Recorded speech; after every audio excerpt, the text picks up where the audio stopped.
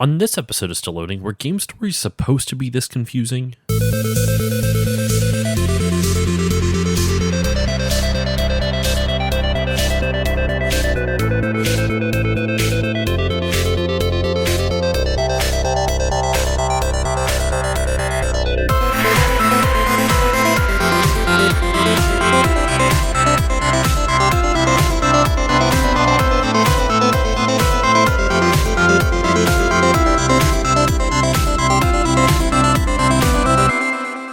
Hello everyone, and welcome to this new episode of Still Loading. It is another episode for the summer of PS2, or in the summer of PS2, and this week we are going to do a sequel of a game that I covered probably 3-ish years ago, and that is Metal Gear Solid 2. But I can't do this one alone, and with me today I have a guest and a good friend of mine who is also a podcaster. She is the host of the Monster. She's one of the co-hosts of Monster Madness, a monster movie, horror movie podcast, and the Apex and the Abyss, a true crime podcast. Erica Gwynn, how are you doing today? I'm doing good. How are you, Josh? I cannot complain. It's a little late I guess it's not that late, but we're recording this late at night, so I'm a little wonky at the moment. Other than that, I'm good. I'm always wonky, so it's all good.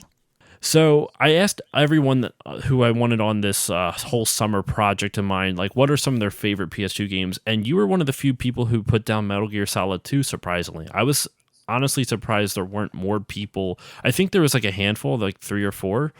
But I've been meaning to have you on for such a long time, and I figured this would be a good game, considering you're a huge Metal Gear Solid fan. I am indeed.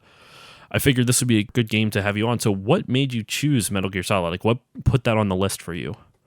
It was the first game that just popped into my brain. Because growing up, that was the game that I played through the most. Just I would play it, beat it, play it again, and just always tried to actually get to 100% completion, and I was never able to. It is, the Metal Gear games are notoriously fairly difficult, so I don't blame you for not completing it to, like, 100%ing it. But you did beat it, I assume, right? I have beaten it quite a few times. I have indeed. It's actually the only one that I have. I mean, I've beaten the first one, but I've only beaten that one time, and I will never try to beat it again because it was so damn difficult that I rage quit multiple times. This one, I can probably close my eyes and beat it if I got into the flow of it again, because I haven't played it in a really long time, but I do recall it quite well. Seriously, fuck that final fight in Metal Gear Solid 1. Liquid Snake, right? That fight is so difficult and so aggravating. Oh my god! And about it sometimes. I don't blame you. This final fight, I didn't get to beat this game. Full disclosure, was not able to beat this game in time for this episode, but I did, like, a couple of years ago. I had gotten up past the first. Well, this game's kind of broken up in a weird way. There is a prologue chapter called The Tanker, and then there's kind of the main story chapter, which is called The Plant. The plant chapter, and I made it up to the plant, and I believe I was right before the second boss, which is Fat Man. Never got to Fat Man, but I was in between that. I was getting close to where he would be at. I was getting up to that area, so that's where I left off. Okay. So I got a good sense of the gameplay, and the gameplay for the most part is pretty similar to the original Metal Gear Solid. Would you agree? Yeah, honestly, I think the only difference, besides obviously the advanced graphics from PS1 to PS2, but Raiden's character can do like a flip when you run, and like you can hit like an action button and you can like jump downstairs to kind of make it go quicker. I think honestly that's the biggest difference. I would also say they did add the first-person mode into it so that you could you're right. shoot Yeah, with. that too. And they added, what was it? There's that freeze spray that helps diffuse bombs and stuff like that. Oh yeah, the coolant that you need to defuse the bombs in the shells. Big shell. And that actually leads me into, like, one of the things. I was looking up some little fun facts for this. And when Kojima started development for this game, he actually started writing this game shortly after the release of the first Metal Gear Solid. Like, I think it was like less than 8 months after the first Metal Gear Solid released, he started, or it was less than, I don't know how many months, but it was shortly after. It was like very short after the release. that he started writing this game. So the original Metal Gear Solid, when did that come out again? That came out in...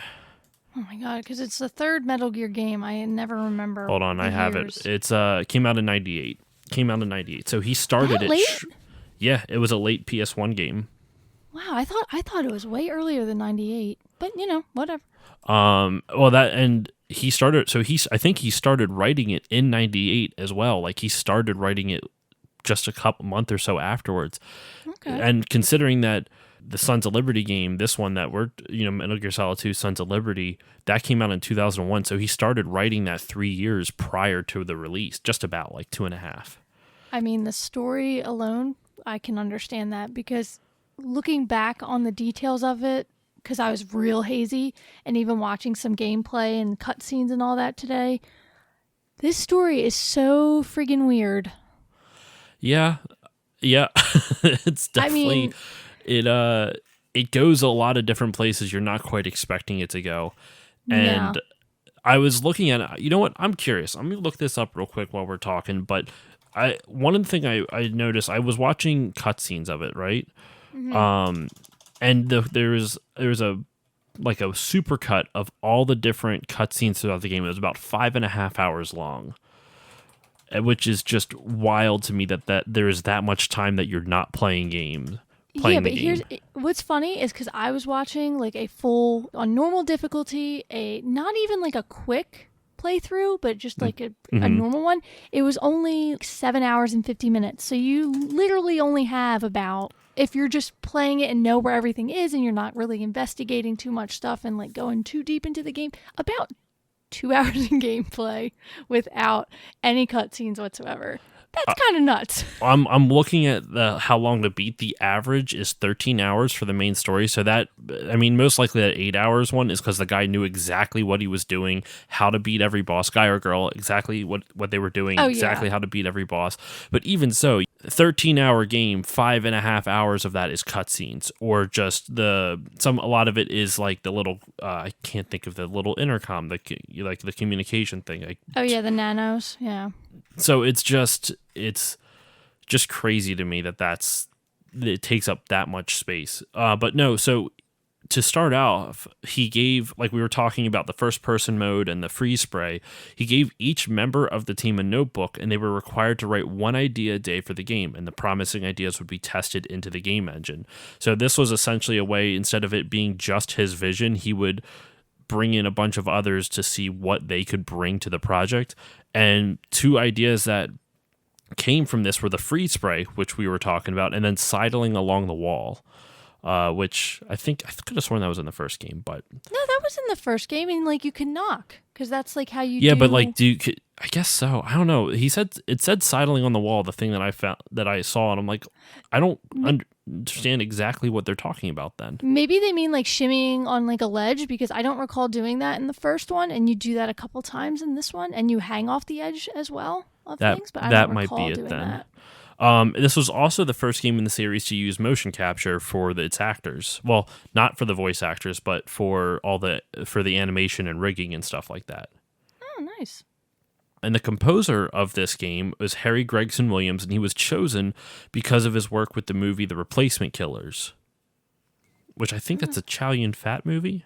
Hold on, let me just double check. Yeah, The Replacement Killers has...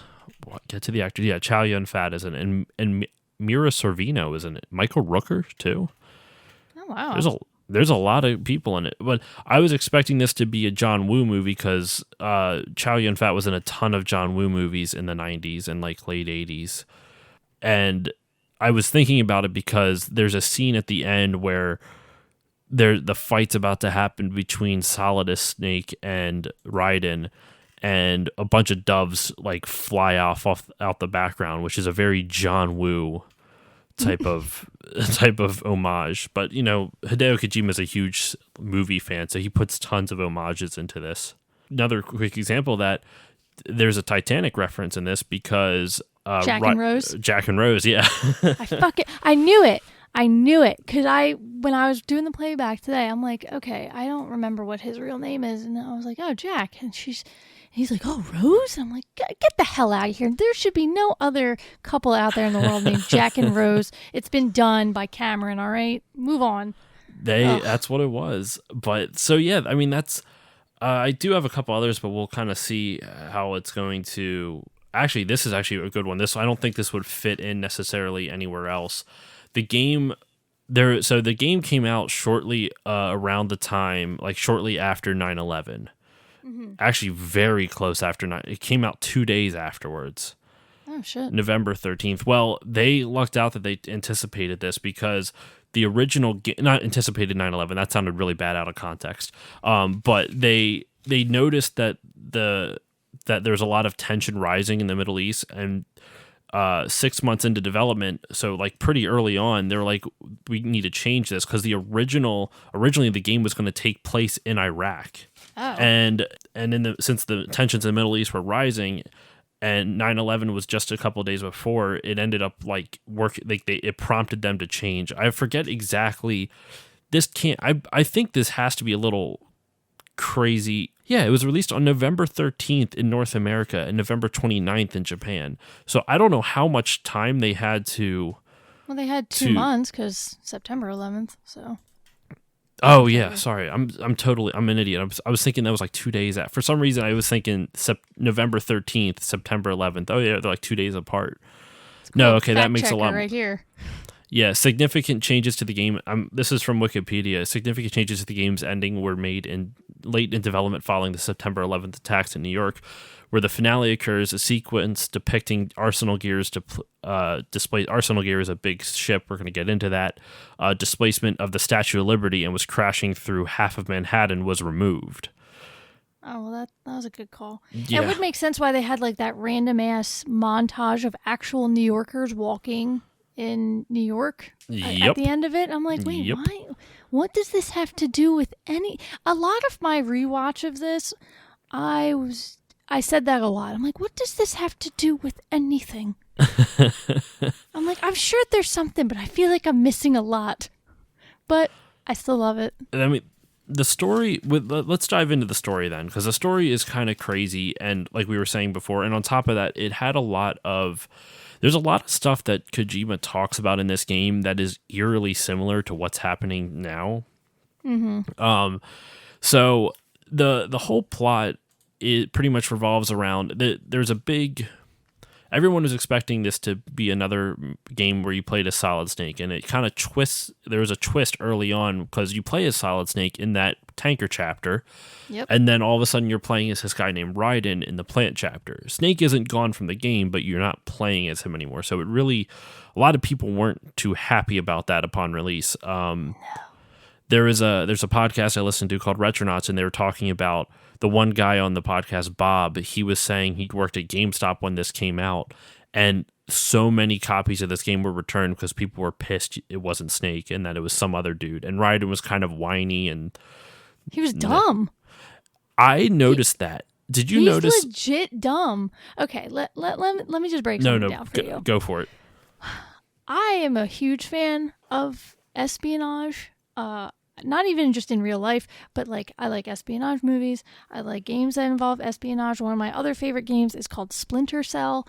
I like when you are Black Ops. And you know what? To do that, you have to be highly intelligent and highly skilled in many different areas. This guy could barely goddamn swim, and he didn't understand basic human functions, it seemed like. When I was watching the cutscenes for this, almost every time there was a heavy amount of exposition, he would just repeat it back to them as a question. Yeah. Almost every single time. Huh? So it was like one of the big plot points is that like this thing called GW, which we'll get into, and he would, like, if someone said like it's this AI called GW, and he goes, GW? Every single, like, it was always something like that. He would just repeat it back to them, but not, like, he didn't provide anything to the conversation. Everyone else was providing exposition, and he's just an idiot. I legit don't know how he got that far, but just 2 other quick gripes. Not only is, he's super stupid, but his girlfriend really annoyed me. I gotta be honest, because number one, literally within the first, like, 5 minutes of you playing Raiden, whatever the hell his name is, Blondie Boy. First 5 minutes of playing him, the Colonel's like, hey, Rose, do us a favor. Call him by his code name. Do not use his real name because obviously we're in a Black Ops mission. The whole game, she's just like, Jack. I'm just like, way to keep a secret. You do remember that she's not actually real, the person that's talking to her. Excuse me. Oh, yeah. Oh, I know. Wait, no, she's real? Wait, what? Well, no, the one that's talking to him isn't real, but the Rose is real, if that makes sense. You find out towards the end of the game that the Colonel and her are just an AI. Oh my God, that's right. And Rose does exist. I mean, I didn't get to finish my full rewatch, but like reading through a synopsis of it, Raiden does meet up with her. He reunites with the real Rose for the anniversary of their first meeting, whatever the fuck that means. I still have to watch that to understand what that context is. But okay, that was my second gripe. Actually, I'm glad you mentioned it. Okay, because despite the fact that they may be AI in the nano machines that when they're talking and all that shit. The man is literally in the middle of a life or death situation, and throughout the game, every so often, she's just like, hey, you remember what tomorrow is? And he's like, no, a little busy right now, trying not to die. And she just keeps bringing it up. It's the day they met. Big whoop. The man might die and not make it to that day. It's that there's so much like the characters are insane. But so the game starts off with the tanker chapter, right? Yes. It opens in a flashback 2 years before, after the Shadow Moses incident, and the Shadow Moses incident is the entirety of the original Metal Gear Solid game from 1998. Mm-hmm. Solid Snake and Otacon, which that name always just bugged me. I get what it's going for. It's like a Transformers reference, kind of, or it might be. Either that or it's a reference to otaku, because I think Otacon is like an anime fan and otaku is like Japanese for anime fan, I think. I forget. His name has something like that. Like Otacon, I just thought of like Decepticons or Autobots or something like that. But then Otacon also, I think, might be like otaku or something. I mean, you're not wrong. I don't remember. I think he's an anime fan, right? I think so too. Yeah. I think I remember that from the first game. Anyway, they're now members of a non-governmental organization just called Philanthropy, as generic as you can possibly get, and investigating the development of a new Metal Gear by the U.S. Marine Corps. So Snake arrives on a tanker transporting the weapon, which happens to be in the middle of attack by a bunch of Russian mercenaries, and that's how the game starts.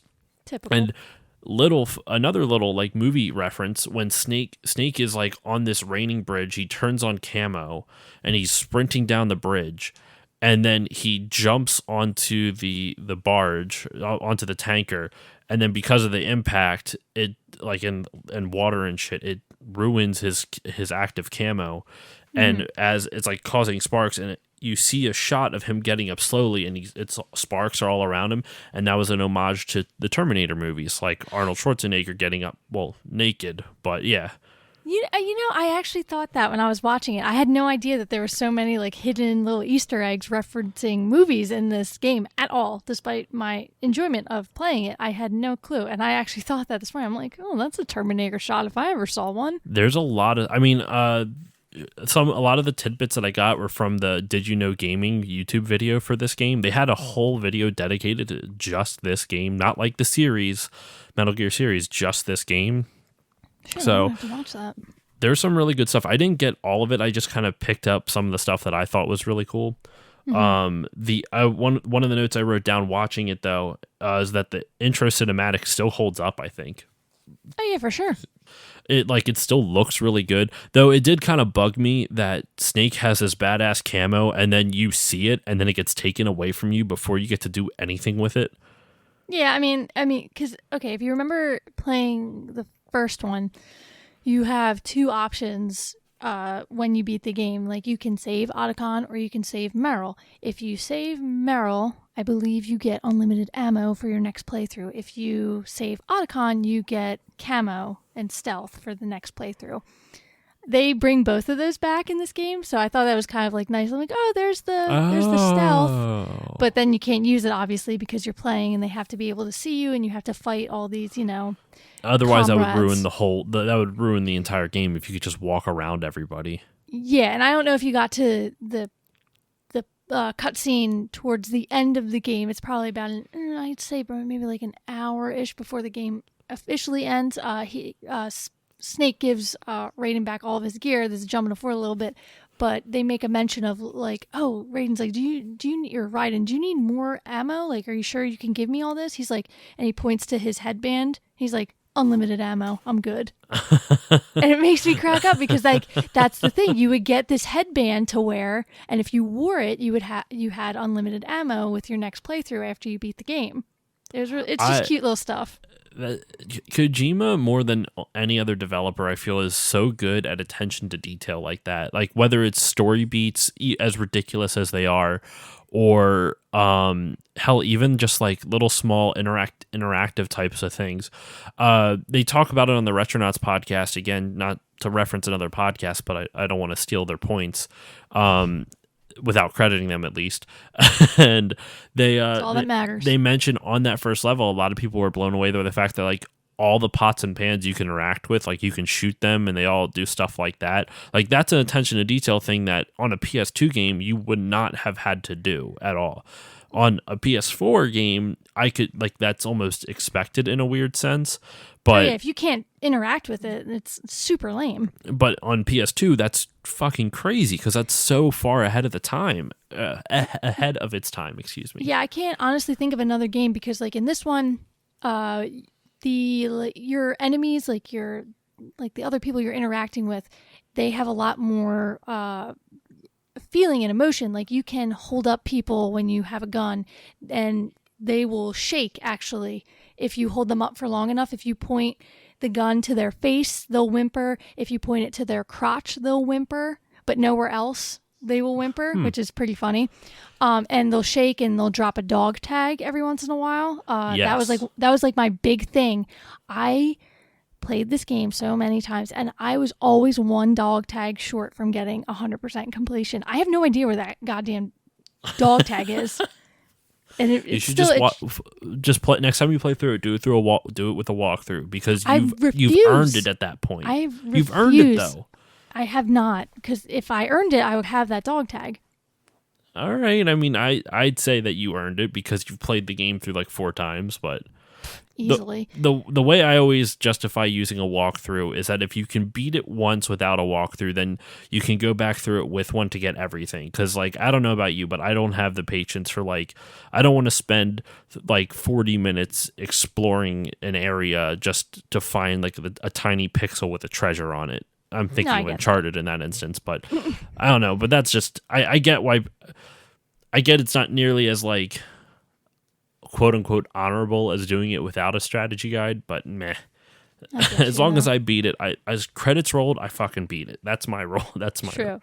But like other things that you could like interact with too, that was different in this game was pretty cool. Like you could shoot fire hydrants and it would explode and like kind of skew the view a little bit. Little Smith for you right there. You could shoot the walkie-talkie that was behind like an enemy soldier, and it like if they went to go radio in, it wouldn't work, and they would like shake it and they get really confused as to why their radio wasn't working. Just like random stuff like that I thought was really cool. And I again was thinking about that today. I'm like, wow, you really can kind of do a lot in this game that you typically couldn't do in like a PS2 game. Like other PS2 games that I love, I'm trying to think of like, Kingdom Hearts, and like there's like a couple Spider-Man games I found fun. You have like GTA. I was like, yeah, those are, you can interact with them, but like you could interact like pots and pans, like you said, you can do a lot in this game. On the top of the planet, on the plant level, of the because it's a like a oil. Oh my god, I can't fucking speak. It's a environmental cleanup facility called the Big Shell, and it almost looks like a drilling platform for off-sea oil or something like that. Yeah. It's kind of what it reminds me of. But up at the top of that, if you shoot a bunch of the birds, then Rose gets mad at you for killing birds. Yeah, exactly. So it's even like stuff like that, like hell, even in the original Metal Gear Solid, there is so many different ways that you could like there's so many different things that you could do in that game. Like there is something you could do with the wolves in that game, and I can't remember what it was. Like if you can get them to love you. Yeah, because I think if you like kill one and then wipe their blood on you or something like that, then they get the scent of themselves, and so they get them to love you type of thing. But you wouldn't know, like the game doesn't tell you to do that. It's just this cool little Easter egg. When you beat Sniper Wolf, you take her handkerchief with her scent on it, and if you equip it and then lay where the wolves are, all these hearts come up because they smell her and they think you're her, and then they love you and won't attack you anymore. Oh, good memory. See, I knew there was something like that. That was like my favorite part. It had dogs in it. Of course, I loved it. I was like, I want them to be my friends. I also love that both, at least what I saw in this game and in the original Metal Gear Solid, is that they make you they make you feel sympathy towards the bosses, towards the people you have to fight and kill. Which I always thought, like, all the bosses had such unique characters or character arcs or characteristics. I think this game went a little bit too crazy on, and that's saying something considering the first game had a ninja. But like this, and Psycho Mantis. Did I tell you? I think I said it on the podcast for that episode, but I went to a convention and I got to get the autograph on my Metal Gear Solid manual of Psycho Mantis. No, I did not know that. Yes, also, that episode is really old, so I don't recall, but I'm sure you mentioned it. I don't know if I had it at the time, but I do. I have that autograph. He was at a convention, and he was there because he's done... I think he was on a 80s show called Mask, which was like, it was an acronym. I forget what the acronym stands for, but it was like kind of in that same vein as like G.I. Joe and Transformers. Oh, MASH? Is that what Mask, you mean? not MASH. Oh, Mask. Not MASH. Okay. I was like, oh. Mask. I was like, MASH is an old show. How old is this guy? No. It was a 1985 to 86 series, so yeah.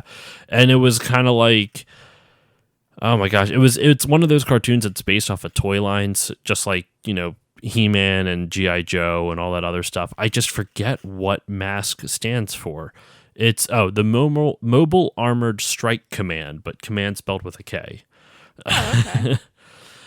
And I believe the voice actor, yeah, it was him. So the voice actor for a bunch of the characters, these characters' names are wild. Matt Tracker, Hondo McLean, Dusty Hayes, Bruce Sato. His name's Doug Stone. He's the voice of Psycho Mantis. I think that was the one thing that this game was lacking that Metal Gear had. It was just like that. Psycho Mantis is genuinely terrifying to me. Oh my God, yeah. I do not. So, okay, I played and beat it when it came to PS3 for that HD, you know, like, I think it was just those two games that they remastered them a little bit, and then they actually ended up doing all of them, but they had one where it was just like those two, and they had another one where it was like all five or something like that. Yeah, I have the first one, whatever was on that, because I remember it's 4 games. It's the 2 Metal Gears leading up to it, Metal Gear Solid that we all know, and then Metal Gear, you know, Sons of Liberty. But I remember, might be it then. Sorry, go on. No, you're good. No, I remember even before that. Because my childhood growing up, I typically just watched my brother play video games because he was kind of like, he had to beat the game, but then he would get super frustrated and then I would play it and usually beat the game. But there was like a handful of games that I never did that with. It was Resident Evil games because they would scare me too much, and Metal Gear Solid because I remember how involved it was to beat this game. Like you had to unplug a controller and plug it into the other thing. And to beat this thing, I'm like, who came up with that? Because that's not only is it genius, but that's so complicated. That's what I was saying. Like, Kojima does such a cool job of finding unique ways. I mean, don't get me wrong. I have issues with how much he devotes to cinematics and how much he devotes to, like, I think there's there has to be a more elegant way to tell the stories that he wants to tell. It's weird. It's almost like he's a movie director who decided to make a game, not the other way around. You know what I mean? Yeah, he's a movie director that literally just wanted to only have to deal with people reading his words, and he kind of just had creative control over every other aspect, which is totally fine.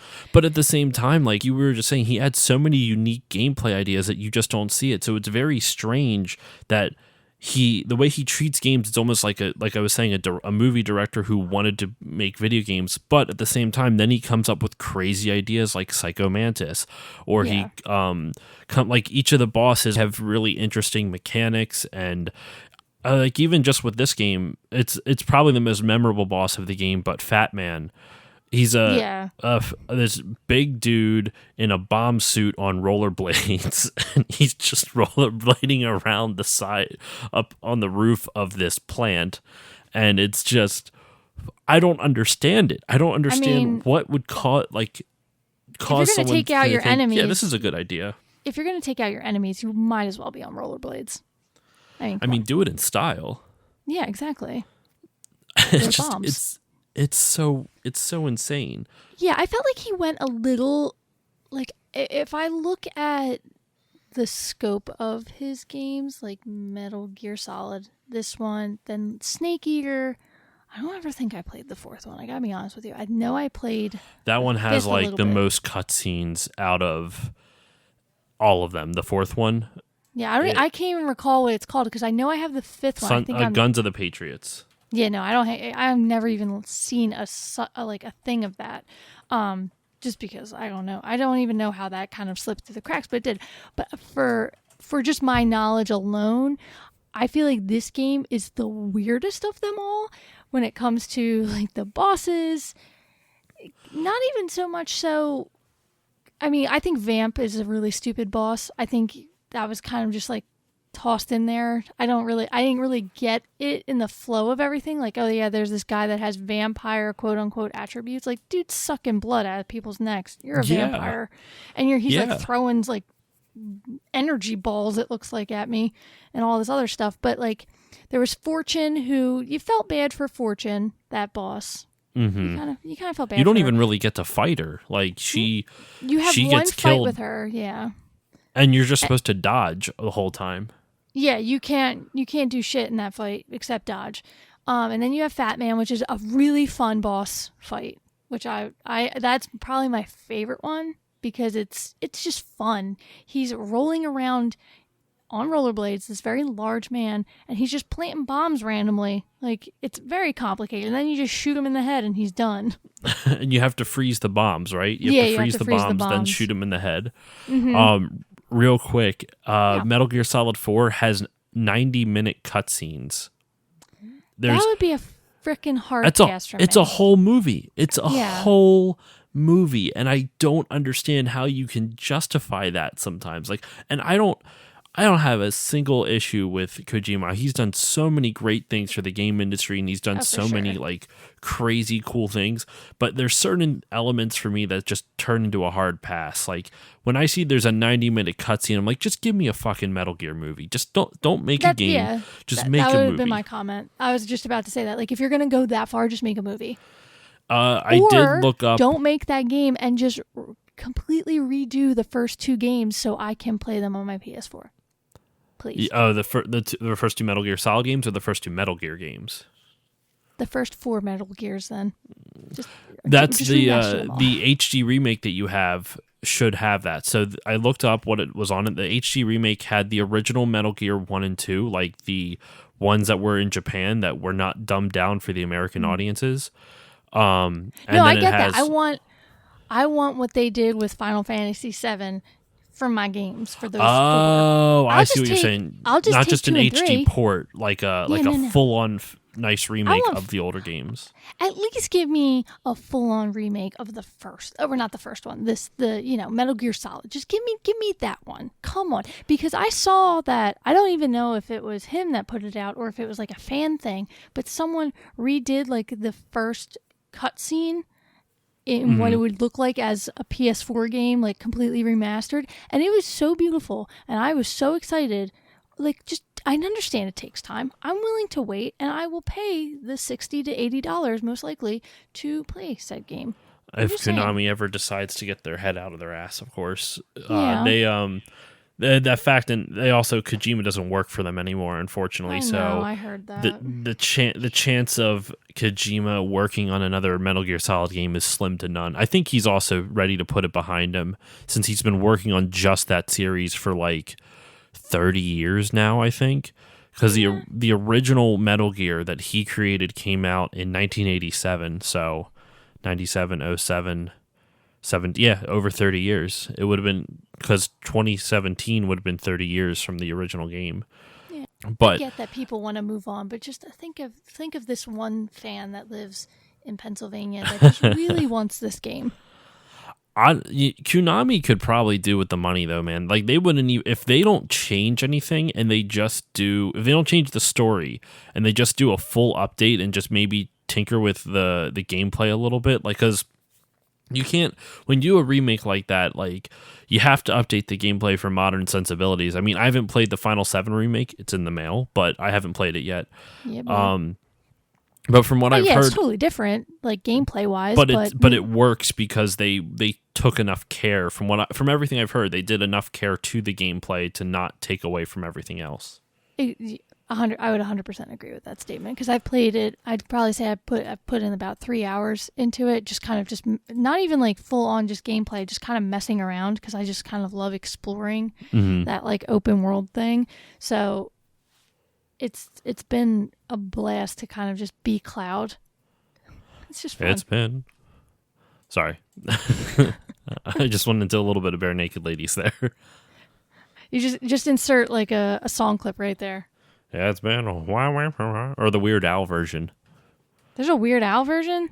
Oh my God. A rock? I must live under a rock. It's older now, but it's I forget what it's called. Hold on, I'll look it up quick. It's wild though. Hold on. Weird Al.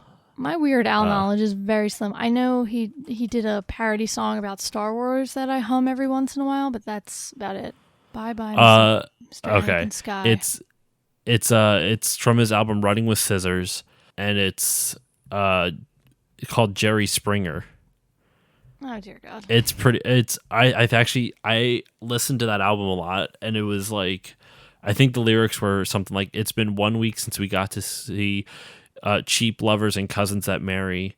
5 days since they had the brawl with the hermaphrodite, the slut, and the crackhead. 3 days since we heard the tale about the guy who learned his woman was a she-male." So some of the language might not be appropriate anymore, but granted, that was also, how old was that album? 1999.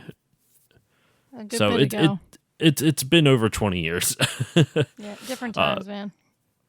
But that's the album that has the Star Wars one that you were just talking about, the Anakin, the American Pie parody. Oh, so good. Bye, Mr. Anakin Sky. Well, it was I forget what the lyrics. Anyway, back to Metal Gear Solid. Yes, and we're back. So we were talking about the tanker mission, and we kind of went off on a tangent from there. But just to surmise the prologue chapter, the tanker chapter, Snake goes to look into the development of this new Metal Gear by the United States Marine Corps, because the whole mission of his new organization with Otacon is to get rid of Metal Gear. Like, they don't want any Metal Gears in the world because it's too easy for nukes to go off, type of thing. Yep. And basically what happens is the tanker, he goes into the tanker at the same time Russian mercenaries are attacking the tanker, and also led by this guy named Colonel Gerlukovich, I can't say it, and his daughter Olga, and Snake's enemy from the first game, from the first Metal Gear Solid, Revolver Ocelot. Mm-hmm. After Snake encounters Olga and Gerlukovich and the Marine commander before detonating explosives, basically Ocelot steals the Metal Gear that's in there. Snake tries to confront him, but upon seeing him, Ocelot becomes possessed by Liquid Snake, and they don't really explain why yet. They explain later, because Liquid Snake was the villain of the first game, and he escapes in the Ray. leaving the ship to sink. And in the aftermath, the official story is that Snake is the one that did it. He's blamed for the disaster. So he went from hero in Shadow Moses now to being the villain. Hero to zero. It's a common tale.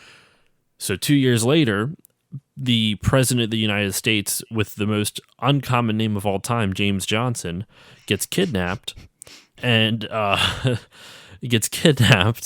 sent to, like, captured at a environmental cleanup facility called the Big Shell, which we were talking about before. It kind of looks like an offshore drilling site type of thing. Yeah.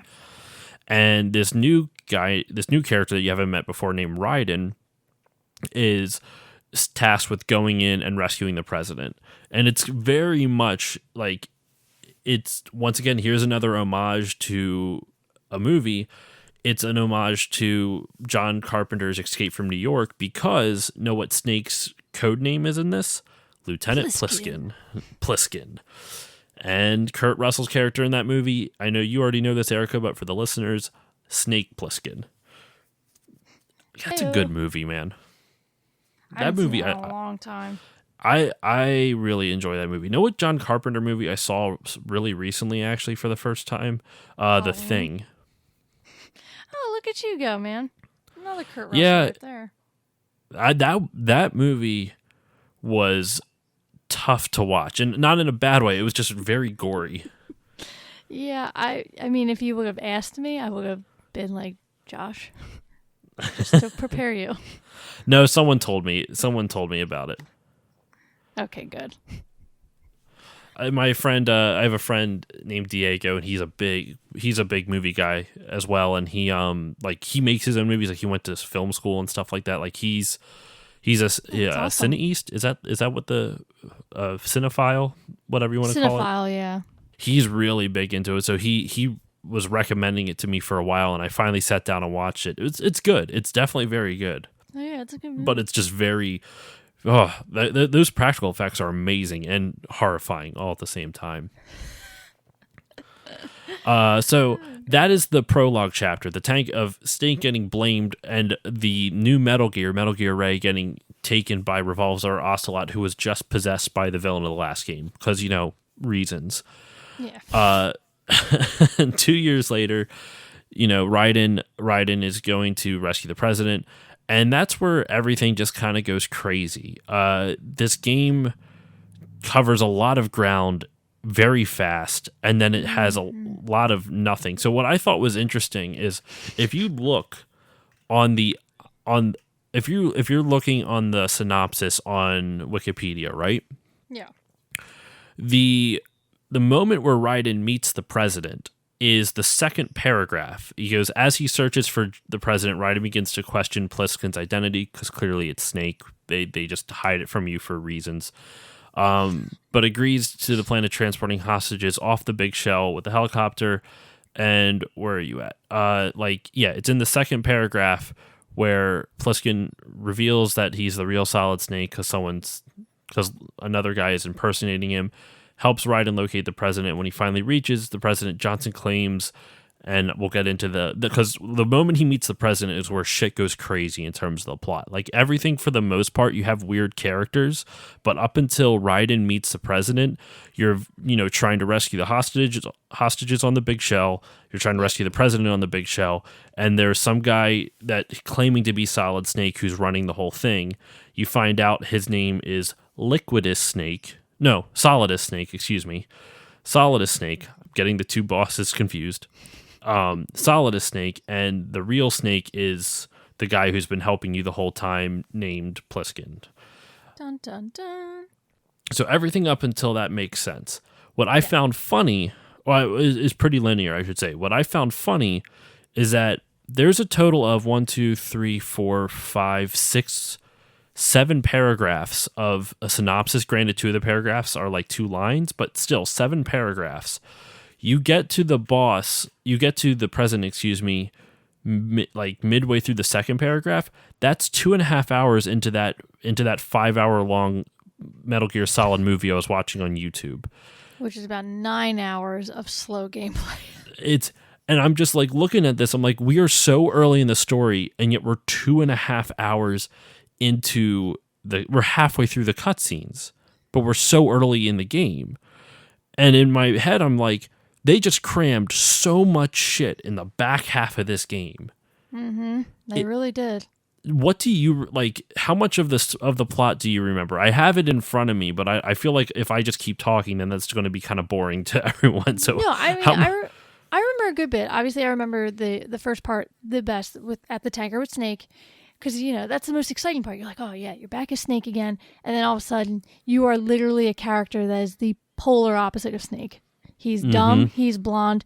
He has no facial hair whatsoever, and he is not sassy and like a curmudgeon like Snake is. So you literally are playing the complete opposite. But before I get into like what I remember, did you find it weird that the president's first reaction to seeing Raiden was to like, it seemed like ball tap him, and then he was shocked that he was a dude? Did you notice that in that cutscene? He like goes to like, I'm like, okay, so if that was a girl, what were you trying to do, Mr. Well, President? so Raiden was kind of created like there's I guess the president was thinking like, is he just like a soldier that was created in a lab type of thing, not necessarily like a human that was turned into a soldier. That's the only thing I can think of, but he wasn't. And I guess maybe just the president didn't know that, or Yeah, he was just shocked. It was just a weird. Not movie. Might as well be a movie. Yeah, This 5.5 hours. This game was filled with a lot of oddities. That would be one of them.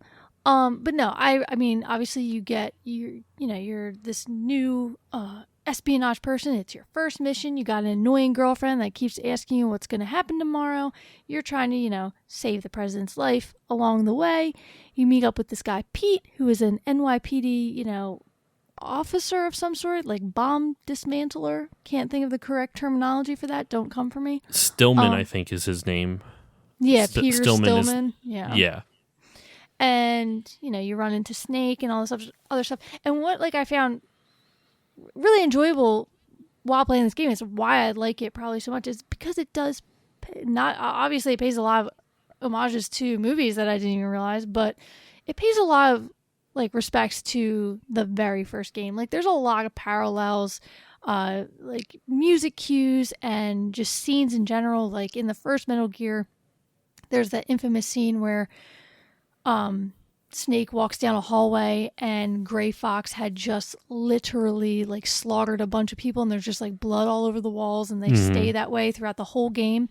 And you kind of have a similar situation here where there's just blood everywhere, but you don't know who did it, and it turns out to be Vamp, one of the bosses, this vampire type character.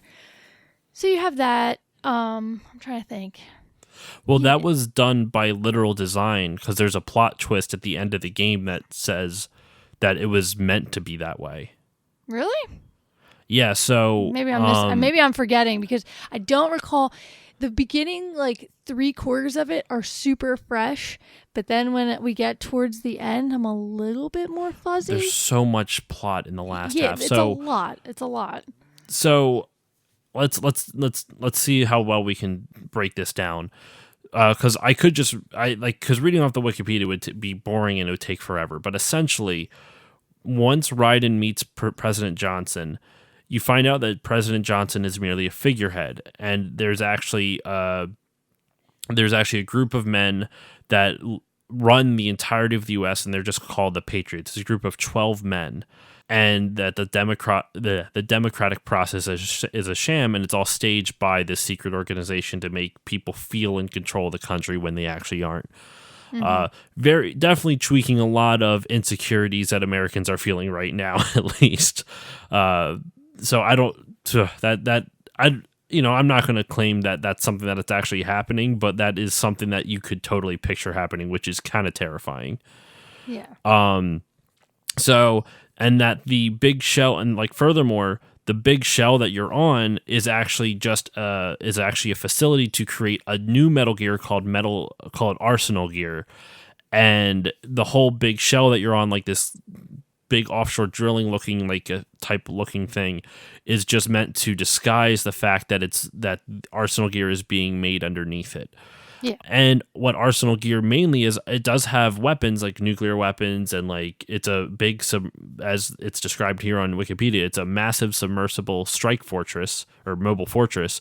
But it also houses a super powerful AI called GW, which is that a shot at the president at the time? Do you It think? might be. It might I be. could totally see that with Kojima with his political commentary. But essentially, the purpose of this AI is that it's going to censor and control the flow of information to the masses. That is a little bit too close to home for how everything is now. A little bit. That is a little terrifying, because even if governments or like evil corporations, like I know there's corporations that do have a say in like what we see, but like even if it's not to the extent that this game theorizes, the fact that our news stations now have slants, whether it's left leaning or right leaning, is just fucking terrifying. And it's kind of leading into what they're talking about here about controlling the flow of information to the masses.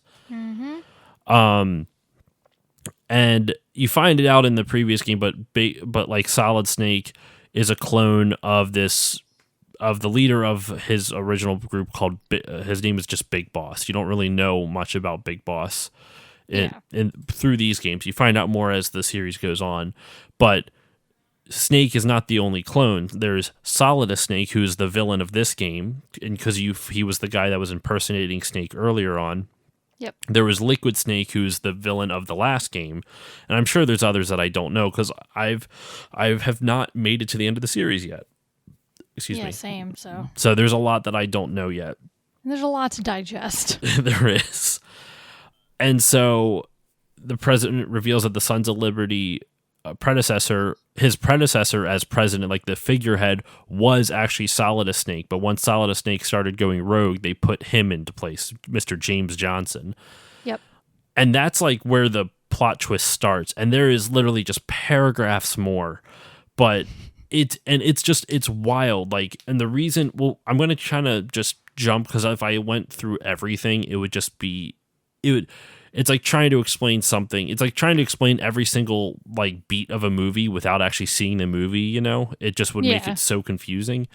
For sure. But to bring it back to what you're saying, how it's so similar to the first game, the reason why that was by design is that they reveal that everything that's been happening on the plant chapter in this plant is because the Patriots set the whole thing up. They wanted to essentially find a way to recreate another Solid Snake, a perfect soldier, which is supposed to be Raiden.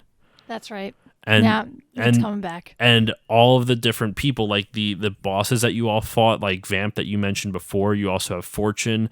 You have I think you have Fat Man. All those different bosses. Yeah. They are direct parallels to the Foxhound group, who are the set of bosses in the first game. Oh shit! Yeah, I guess Fat Man and Raven might be, parallel to each other. I don't know if like necessarily it's 100%, like it's not exactly a 1-to-1 parallel, but it's the idea that, you know, you're sneaking into this compound and because I think there's the DARPA chief in the first game and you have the president in this one. Yeah, and when that was like kind of referring back to like, like certain music cues, kind of referring back to the first one, is when you get to the president the first time, or like you see him, you lean up against a wall and like there's this little like change in the music, and that was like directly the same change when you saw Meryl for the first time, or when you saw the president in that game the first time. And even the way you get into the room with him, I think, is the same, because like Raiden gets up on this like little platform and he shoots like kind of like a missile that you can control through like the vents and all this, and it explodes, you know, like the security door or whatever to allow you in. You do something similar in Metal Gear Solid, if I do recall, because I remember sucking at it really badly, constantly blowing up my missile.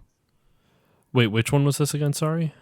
No, I'm just saying that, like, in both games they have the same, like, you have this, like, you have like projectile that you control to blow up like some sort of security thing. That it's in both games, but it was just like this cute little thing, because in the first one I remember seeing it seeing the whole playthrough for the first time and like being heartbroken with along the Meryl storyline. So this one music cue always like reminds me of it, and they used it only one time, I believe, in this entire game, and I was just like, you got like kind of like a sad little harumph out of me when I heard it again. See, I've only played the first game once, so I didn't actually get to replay this game all the way. Well, not replay. Didn't get to beat this game all the way through. So I didn't get to hear a lot of those like musical tinges that you're talking about, musical homages, I guess. That's what I'm here for. I'm trying to think, because the next thing I wanted to mention was that in terms of the plot is that basically more shit happens, and then the Arsenal gear basically crashes into downtown Manhattan, still crashes into New York, but before they remade a bunch of stuff, it was supposed to crash through the Statue of Liberty. Yeah. Which you can see why they would get rid of that, considering it came out 2 months after 9/11. For sure. So it crashes down into downtown Manhattan, and during all that stuff, one of the points, like, after you find out what GW is and like how this is like a snake simulation type of thing, they did upload a virus to the AI, and they couldn't upload the full thing, but it does get to start to eat away at the AI bit by bit, which is how you find out later on that the Colonel and Rose aren't actually people. They're just the AI talking to him, trying to manipulate him. Yeah, because they start to kind of like, they get more glitchy, and it's harder and he's starting to be weirded out by it. Yeah, I always enjoy that, because like in these games they always kind of break the fourth wall a lot. Mm-hmm. Like, oh, I have unlimited ammo, I'm totally fine. But then you have the Colonel, when he's glitching, I remember him keep saying, just turn off the game, just turn off the game. Like, this is all fake. That's why it's cool. You can just turn off the game, like stuff like that. I'm like, this shit is so unsettling sometimes. They also I noticed they do this a little bit, but the whole implicit thing with games is that they are nothing but manipulation machines for players. Obviously, it's pure innocent manipulation, but it's manipulation nonetheless. So they kind of touch on it a little bit, where it's like they talk about what all the stuff that Raiden has done. It's like, you chose to do this, or like we like tricked you into doing it. And technically, with a good game developer will get you to do something without you realizing that they nudged you along with that. They guide you along this path in order to figure something out. So it's interesting, because they kind of they don't really guide your opinions or your thoughts or your your ideologies or anything like that, but they do guide your decision making within the context of the game. So it's kind of funny to see them talking about it in a kind of a nebulous sense, and it makes you a little uncomfortable, because then it makes me start thinking, like, how easily manipulated am I? This is getting deep, man. I know, right? BioShock Infinite, the original BioShock does stuff like that too. Have you played that one? Okay, truth time. I have played probably like an hour of that game, but it scares me. Fair enough. It is the big daddies in that game are terrifying, and plus like the splicers are very creepy. I have so many games that I want to beat, but I get so unsettled and so creeped out so easily. For someone who hosts a horror movie podcast and reads horror, watches horror all the time, the game, when I have to control what's happening, I get like so seized up. I'm like, I can't do it. It's like I was telling you off mic, I've been playing The Last of Us because I want to beat the damn game eventually. And I have to stop after a while, because I'm like, these zombies are the worst. They are horrifying. I can't do it. I'm just a chicken shit, man. Well, and that game is like ridiculously depressing. A little bit. That game is so hard, especially like there's a podcast. I'm a little behind on them, but I actually ran a promo for them, and they ran one for me called the Online Warriors podcast. And one of their hosts was talking about, they were playing through Last of Us, and they were talking about how it was probably not the best time to, because it was in the midst of all this that's going on. So all the parallels between this virus that's turning people into these fungal zombies, and then you have the coronavirus here, it just was freaking them out real bad. Yeah, I think that kind of like put a damper on it for me too. I'm like, I I don't need this on top of everything. Though I have been like doing a rewatch of The Walking Dead, which I'm sure you do not watch whatsoever. I just have no interest. It's not even like scary. Like, I don't mind zombie stuff. I'm just over zombies. Yeah, I was for years. I just had no interest whatsoever. I have two very large collections of The Walking Dead comics that I've kind of read here and there, but the show I was just like, it was one of those things that got so hyped up. It's like, F yeah, zombies, gonna get all the zombies. I'm just like, all right, I'm sick of zombies right now. Give me something different. And since I've taken like a couple year break, I'm going back and I'm like, actually, this show is really goddamn good. And like, I get why people still really dig it. Now I'm nowhere near caught up, but even while I'm watching it, I'm kind of like, I really hope the world doesn't turn out like this, but I am kind of slightly more prepared after watching this a little bit. Gotta prepare, man. I guess so. I don't know how to bring that back. We got to right the ship here. I was trying to think, without giving you any spoilers for BioShock, because I assume you want to play it at some point. Yeah, but even if you told me, I most likely would forget. So you don't care if I spoil the ending? No, go ahead. The big plot twist? Go ahead. Okay. Spoiler alert for everyone else who's not played BioShock. It is worth it to play it, so just earmuffs for like 30 seconds. The end of the game, you go through this whole, you go through the underwater city of Rapture, and you are told, you're guided along by this guy named not Frank Fontaine, I'm sorry, by this guy named Atlas, and he's telling you about this person, the guy who created Rapture. His name is Andrew Ryan, is this evil person, and you need to get to him and take him down, type of thing. And as you're playing through the game, you hear these audio journal entries from the citizens of Rapture. Maybe some of them have turned crazy and displacers. Maybe some of them are dead. But you keep hearing about this guy named Frank Fontaine, who kind of is like a guy who led a grassroots uprising against Andrew Ryan. And you make it all the way up to Andrew Ryan's office, and you find out that you were actually... you were essentially not a clone, but you were essentially like bioengineered, and that you were mentally conditioned to respond to certain commands.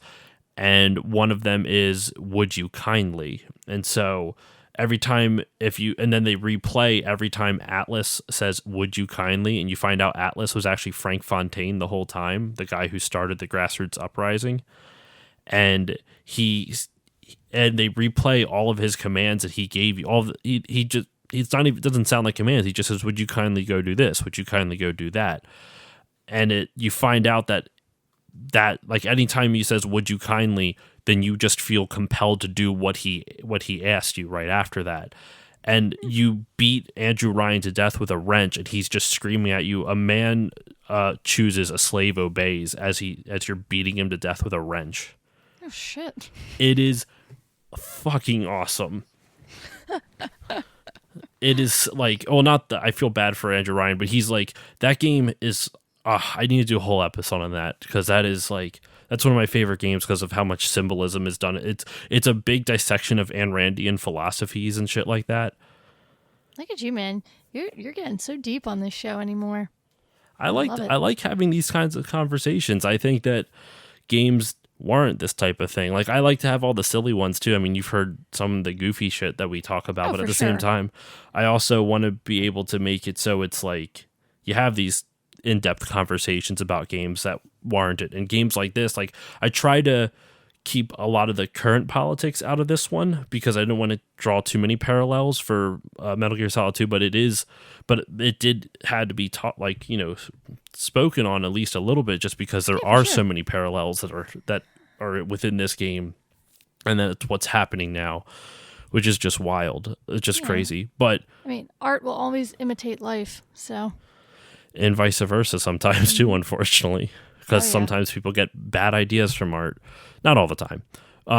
But with this, you find out that, just kind of like another plot twist to add to the numerous plot twists about like who Raiden is. You find out that the S3 plan, which we thought before was Solid Snake Simulation, actually stands for Selection for Societal Sanity. And it's a protocol that's real purpose is to create a method for controlling human behavior behavior and thought in order to prevent society from dumbing down in the digital era due to overflow of trivial information, drowning out the valuable knowledge and inconvenient truths. Say that 3 times fast. Right? I mean, I read that little bit off the Wikipedia page, if you all couldn't tell because it sounded scripted. But the whole purpose of it is to make sure that people... I mean, when it said the dumbing down of human behavior, like humans, I was like, well, that's a good thing, right? But then it's also trying to control and manipulate humans to doing whatever the Patriots want. Yeah. Which is just, terrifying. But this game is just... It just fucking goes places. Like, it starts off with just a simple rescue. It's like, take Escape from New York and then throw in House of Cards at the end. That's true. Right? Yeah, it did get a lot... Like, the more I... Because when I played this originally, I was like a young kid. My sponge of a brain was not as spongy. I was not really kind of soaking in everything that was being said. But as I was kind of going back and watching things today, I'm like, this shit is pretty heavy for a game. And it's so twisty, and it just keeps escalating more and more. But I still really enjoy it. I liked what I did play of it. Like I said, I didn't beat it, but I did really enjoy what I played of it. The first Metal Gear Solid, I played it for the first time back in 2016 or 2017 or something like that. I think 2016. And it really made a big impact on me. And I was surprised because it's, at that point, it was nearly a 20-year-old game. Yeah. But the way the gameplay held up surprisingly well, despite... and even the controls weren't so bad, and both in the original and this, it's more or less like the style of gameplay isn't always my favorite because I find myself fighting the camera. Like, I don't fight the camera, but the camera angle just makes it harder in a sense. I don't know, like, just in general, like the style of the actual gameplay in this, I have to be in a specific mood for it because I do enjoy it, but I have to be in a very specific mood to play it, I think. No, I get that. Yeah, no, I get that. But you're right. Like, this game, it's heavy. It's really heavy. Yeah. There's even a line where they talk, like, the damage AI, like, after they reveal, like, Raiden knows that's just an AI. He knows it's not the Colonel and it's not Rose. They talk about how, like, you aren't who you think you are. Like, your memories aren't your own. Like, we gave you these memories, and you're choosing to believe them, and blah blah blah. Like, do you really remember who you were before this and that? And then Snake at the end of the game, once you beat Solidus, he puts his arm around Raiden like it's like his dad or something like that, and he goes, and he basically just kind of gives him a little bit of a pep talk. He's like, it doesn't matter whether those memories are real or not because you're making them real to you, or something like that. And yeah, it's wild. It just... Oh my god. Yeah, because the game itself kind of like sandbags you a lot because it's... how do I explain this? Because you always refer back to the original when you're talking about this game because it was so iconic and you were attached to the storyline and Snake and all that. And then you have to become attached to this whole new character.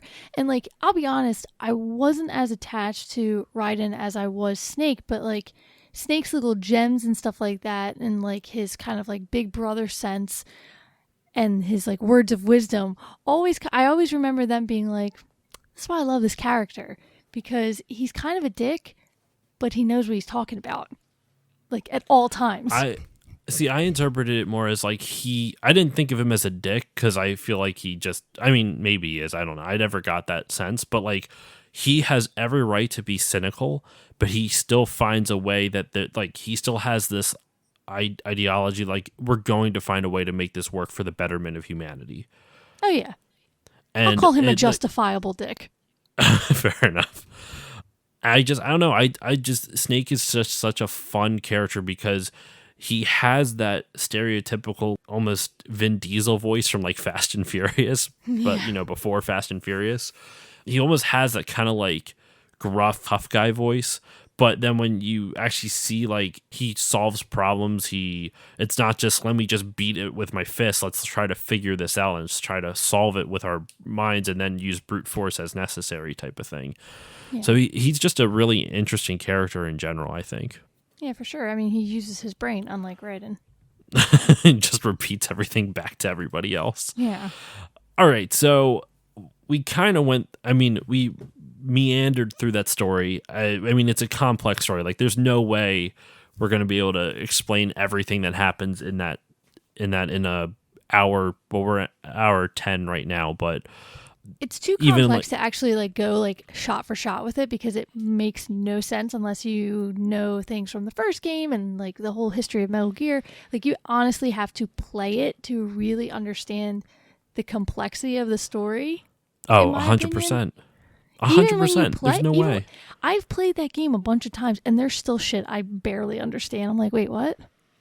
It's because Kojima, I think, is an excellent writer in a sense. Like, his dialogue's actually pretty good. His story beats are pretty good, but he suffers a little bit from what I call like, from what I describe as like the George Lucas syndrome, in the sense it's nowhere near as bad as Lucas. I'm not comparing it, but like George Lucas, if you look at those prequels that everyone shits on, if you look at those plot points, I actually think they're pretty good plot points. I think like the actual like progression of the story that he chooses with all the different elements that he chooses is really interesting and really like a really cool overall story.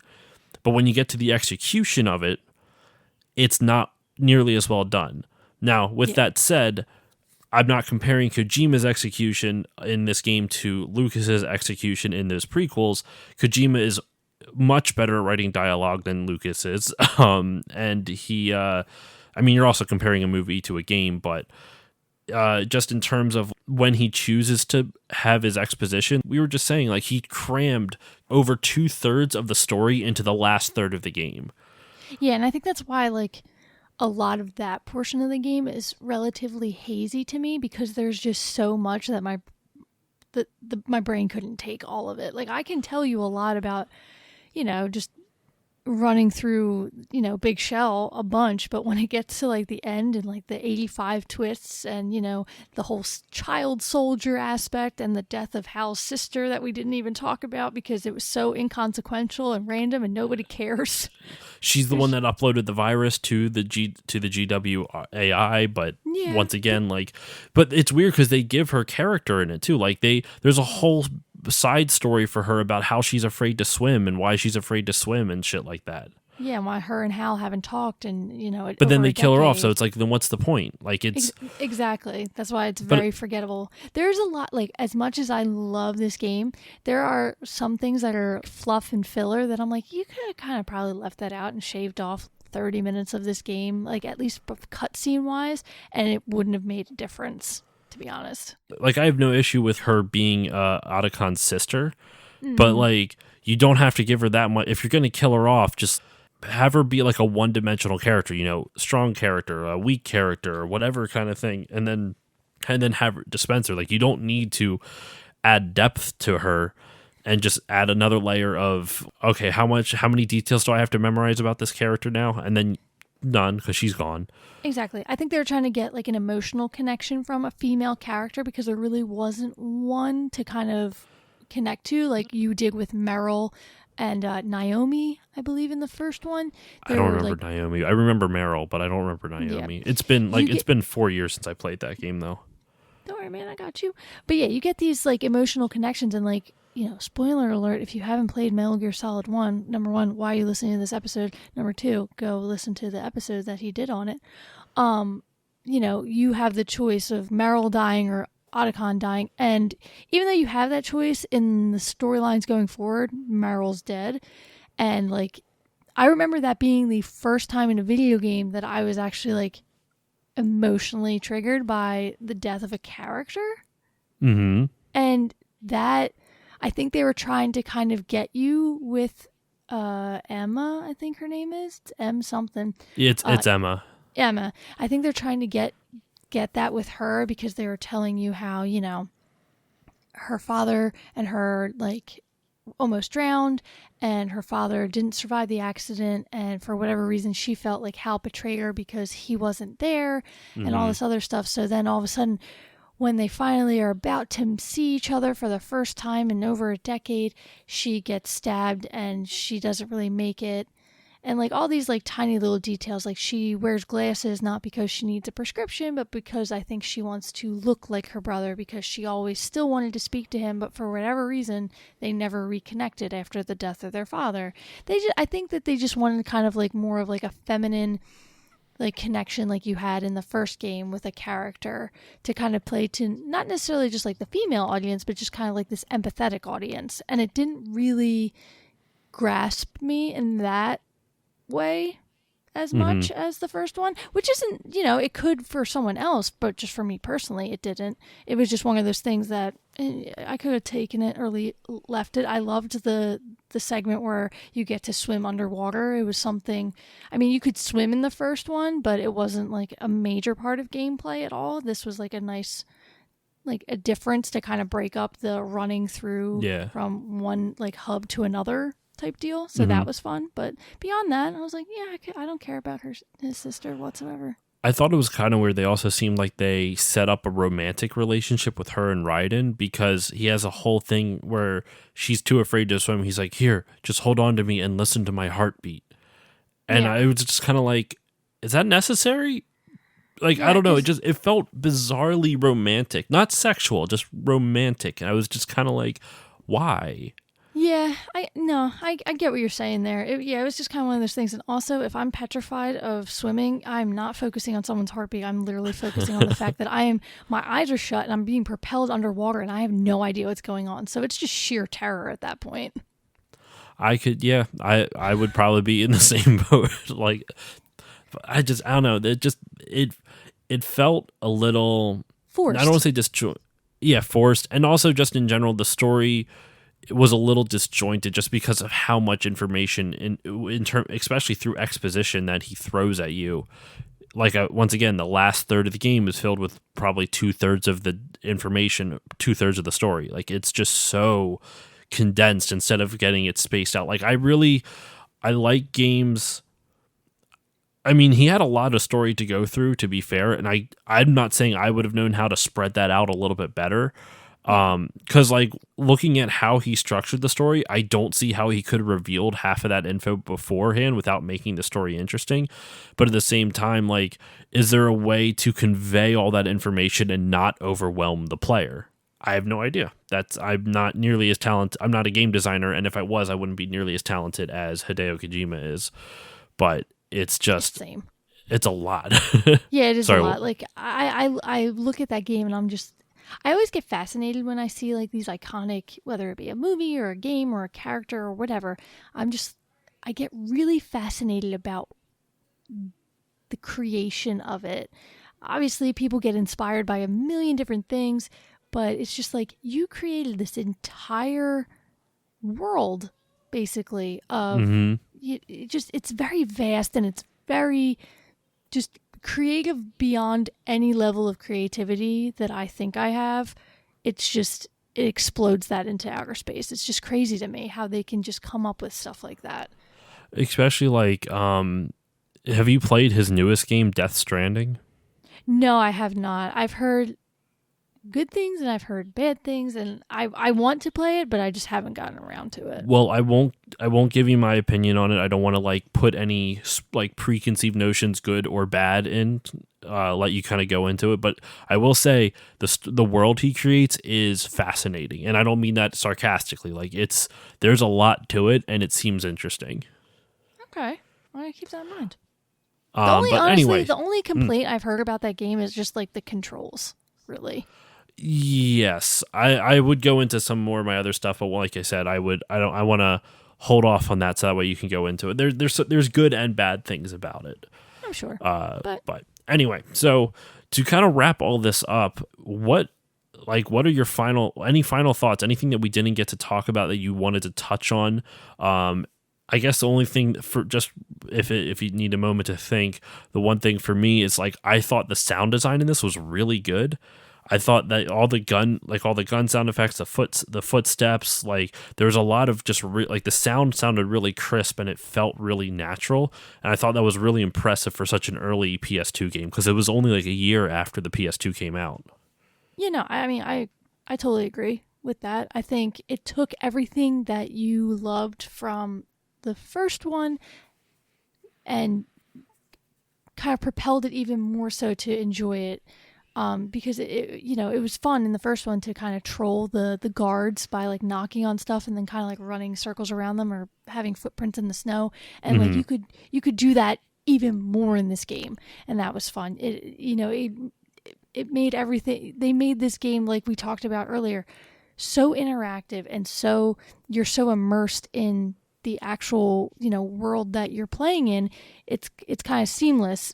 I think we pretty much touched on everything like I would talk about in this game. I just always enjoyed it, even if I didn't even pay attention to the storyline. I loved the tiny little, additives that you could do to like annoy Otacon. Like this is a fun little like tidbit for those who go listen to this and then go play it maybe for the first time, is that you, as Snake or whatever character that you're playing, you always get a camera to take pictures of stuff. Throughout the tanker, there are pictures of like half naked women, and if you take pictures of them and upload them to HAL towards the end of your tanker mission, because you have to take pictures of Metal Gear to prove that there is a Metal Gear on this freighter or whatever, HAL gets really pissed. He's like, can you stop? Is this all you ever think about? Like, stop sending me this stuff. It's just like really funny shit. Like, you control these like AI things, and it's fun. Like the whole game, like every time I played it when I was younger, I found something new to do with it. And like with a game like that, it's just always endlessly fun that way. I think the last little thing I was looking through my notes again. The one fun fact to kind of end this on before we give both of our plugs and whatnot. Raiden's name was slightly changed in the Japanese version. It was originally written in katakana, which so quick Japanese lesson, very quick. There's two different alphabets in Japanese plus a whole pictogram type of system. You have hiragana, which is for Japanese words. It's all the exact same sounds, but just completely different symbols for their two alphabets. So they have their full set of sounds, in hiragana, and then those same set of sounds, the exact same set, but with different symbols in katakana. The reason why they differentiate, hiragana is for Japanese words, katakana is for foreign words. And originally they had written Raiden's name in katakana, but it could be confused since it would be pronounced like Raiden. It could be confused as Laden, and 9/11 had just happened. Oh, yeah. So they switched it to the kind of like, I don't know exactly how you describe it, but they switched to kanji. Kanji is just Chinese symbols. So instead of actually having a full alphabet, it's like pictographs, like it's representations type of thing. Yeah. So they switched that to kanji so that way you wouldn't get the confusion of Laden instead of Raiden. So that's an interesting little fun fact. I like it. So yeah, Erica, thank you so much for joining me on this episode. This was a ton of fun. Oh yeah, thank you so much for finally having me on. We've been talking about this for a long ass time, man. It's been a while. We've been talking about it for years. I was waiting for the right opportunity to jump in with that. No, so where can people find you on the internet? If you want them to find you on the internet. Sure, why not? As long as you're nice to me. If not, I'm going to be mean back. But no, I host two podcasts. I co-host one. If you're into true crime, I host the Apex and the Abyss. It's True Crime Podcast. You can find it on all, podcatchers. If not, let me know. I'll put it on there. You can find me at Apex and Abyss on Twitter, Instagram, Facebook. I'm all over the place. And same with Monster Madness, which is a horror pop culture show that I host with my husband and one of our best friends, Matt Stein. We basically just talk about monster movies, and sometimes not even that much. We just ramble a lot and kind of bullshit. We play games. It's an enjoyable time. Actually, fun little fact for you little still loading listeners, your host, Josh, came up with our game title, like what we call our game that we do almost every episode. So, yeah, there's connections everywhere. But yeah, I'm on there. You can find us at Monster Madness on Twitter, Facebook, Instagram. We're on the Slasher app, which is like a fun horror community app that you can get on your phone. I'm everywhere. You just search that, you'll find me, and we can chat. All right. And as usual, you can follow me on Facebook, Twitter, and Instagram at StillLoadingPod on all of them. If you want to contact me, you can contact me through any of those avenues, or also stillloadingcontact@gmail.com. Also, my website, stillloadingpodcast.com. There's a contact page on there. If you want to support the show, you can do that in a number of ways. Rating and review on Apple Podcasts or whichever podcasting app you use would be greatly appreciated. It helps spread awareness for the show. It helps spread the reach of it. And if you want to donate to the Patreon, you can go to patreon.com/stillloadingpod. Even just $1 a month will help the show grow. And most importantly, the foundation I am partnered with, the Bit by Bit Foundation, which is a nonprofit organization whose mission is to put video games and video games consoles in the hands of children receiving inpatient care at hospitals, which right now what they could probably use. So if you want to check them out, it is bitbybitfoundation.org. And that should do... Oh, I do that every fucking time. I always say that should do it. And then I remember the podcast network I'm a part of. Check out podbeardnetwork.com and check out all the shows on the network. And that should do it. So Erica, sincerely, thank you again for joining me. Oh, thank you for having me. And I will see you all next time.